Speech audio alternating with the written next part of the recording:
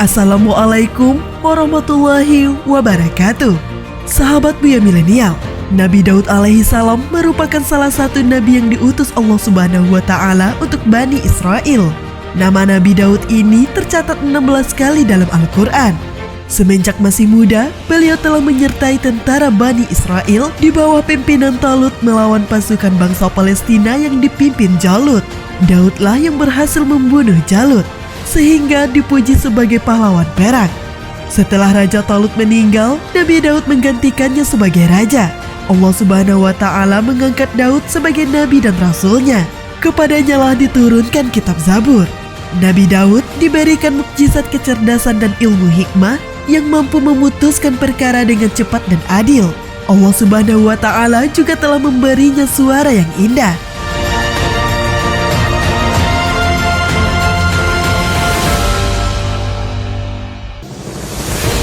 Apabila ia bertasbih, maka ikut bertasbih pula bersamanya gunung-gunung yang terpancang dengan kokohnya lagi tinggi-tinggi itu.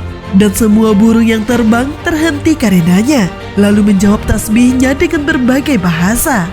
Allah Ta'ala berfirman, "Dan ingatlah hamba kami Daud yang mempunyai kekuatan. Sesungguhnya dia amat taat kepada Tuhan. Sesungguhnya kami menundukkan gunung-gunung untuk bertasbih bersama dia, yaitu Daud, di waktu petang dan pagi. Dan kami tundukkan pula burung-burung dalam keadaan terkumpul. Masing-masingnya amat taat kepada Allah.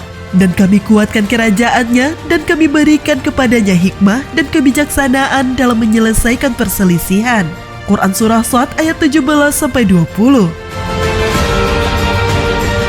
Selain kemampuan dan kelebihan tersebut, ketokohan Daud alaihi salam salah satunya sebagai figur jenderal perang yang memiliki pengetahuan luas di bidang militer.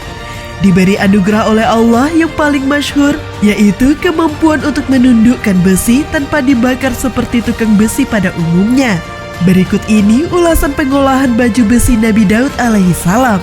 Sebelum lanjut, jangan lupa like, subscribe, dan share. Apa yang kamu tahu, yang lain juga harus tahu.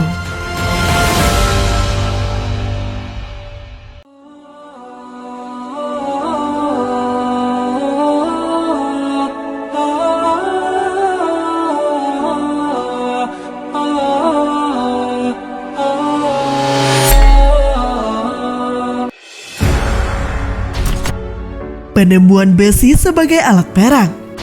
Dalam buku Sejarah Nabi dan Rasul, karya Sami' bin Abdullah Al-Maghluz, disebut bahwa Nabi Daud alaihi salam diperkirakan hidup pada tahun 1041 sampai 971 sebelum Masehi.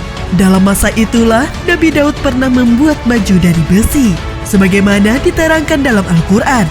Nabi Daud alaihi salam adalah seorang nabi yang mempunyai kerajaan. Namun sebelum Allah menganugerahi sebuah kerajaan padanya, Nabi Daud terlebih dahulu harus berjuang bersama dengan Talut untuk melawan Jalut serta berperang melawan pasukan lainnya. Dalam beberapa peperangan itulah, Nabi Daud alaihi salam diperintahkan untuk memanfaatkan besi sebagai alat untuk berperang atau senjata, seperti pedang, pisau, tombak, panah, atau baju perang. Allah Ta'ala berfirman, "Dan kami ajarkan kepada Daud membuat baju besi untuk kamu, guna memelihara kamu dalam peperanganmu. Maka hendaklah kamu bersyukur kepada Allah." Quran Surah Anbiya ayat 80.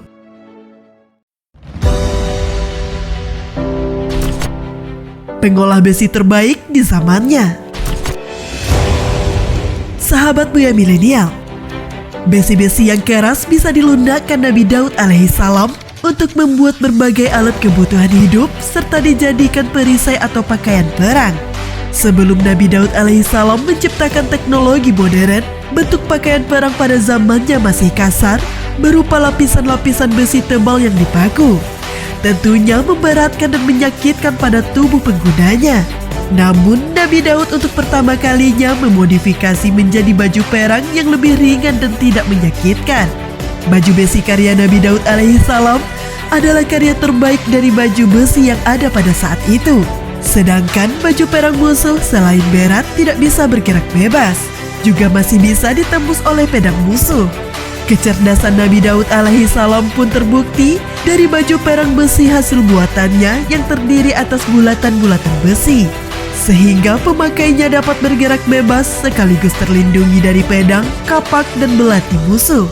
Inilah termasuk dari keistimewaan baju besi yang dibuat oleh Nabi Daud alaihi salam. Allah Ta'ala berfirman, "Dan sesungguhnya telah kami berikan kepada Daud karunia dari kami. Kami berfirman, hai gunung-gunung dan burung-burung, bertasbihlah berulang-ulang bersama Daud. Dan kami telah melunakkan besi untuknya, yaitu buatlah baju besi yang besar-besar, dan ukurlah anyamannya, dan kerjakanlah amalan yang soleh. Sesungguhnya aku melihat apa yang kamu kerjakan." Quran Surah Saba ayat 10-11. Dalam menafsirkan ayat ini, Ibnu Katsir mengutip Al-Hasan Al-Basri, Qatadah, Al-A'mash, dan lain-lainnya, mengatakan bahwa untuk melunakkan besi bagi Nabi Daud alaihi salam tidak perlu memasukkannya ke dalam tungku api, dan tidak perlu palu untuk membentuknya, tetapi Daud dapat memintalnya dengan tangannya seperti halnya memintal kapas untuk menjadi benang. Karena itulah disebutkan dalam firman selanjutnya, buatlah baju besi yang besar-besar. Quran Surah Saba ayat 11, yaitu baju besi yang dianyam lagi besar-besar. Qatadah mengatakan bahwa Daud adalah orang yang mula-mula membuat baju besi dengan dianyam, dan sesungguhnya sebelum itu baju besi hanya berupa lempengan-lempengan. Lebih lanjut, Ibnu Katsir menyatakan, Daud merupakan orang yang pertama kali membuat baju besi. Sebelum itu hanya berupa lempengan tameng, dan ukurlah anyamannya, yakni jangan terlalu melunakkan penyambungan antar lempeng, karena akan membuat longgar dan berisik, serta jangan pula terlampau mengencangkan anyamannya karena bisa merekat. Namun buatlah sesuai ukuran tertentu. Sahabat Buya Milenial, demikian salah satu kelebihan dan anugerah yang diberikan kepada Nabi Daud alaihi salam. Kaumnya begitu membanggakannya. Ia kemudian menjadi raja setelah Raja Talut wafat. Saat itu pula Allah Ta'ala memberi hikmah kenabian kepadanya. Kerajaan menjadi begitu kuat dalam kepemimpinannya. Allah memberi Daud anugerah sebagai raja yang bijaksana. Ia juga merupakan seorang yang soleh di sisi Allah. Setiap hari ia begitu taat dalam beribadah. Bahkan baginda Nabi Muhammad SAW juga memuji Nabi Daud alaihi salam tentang ibadahnya.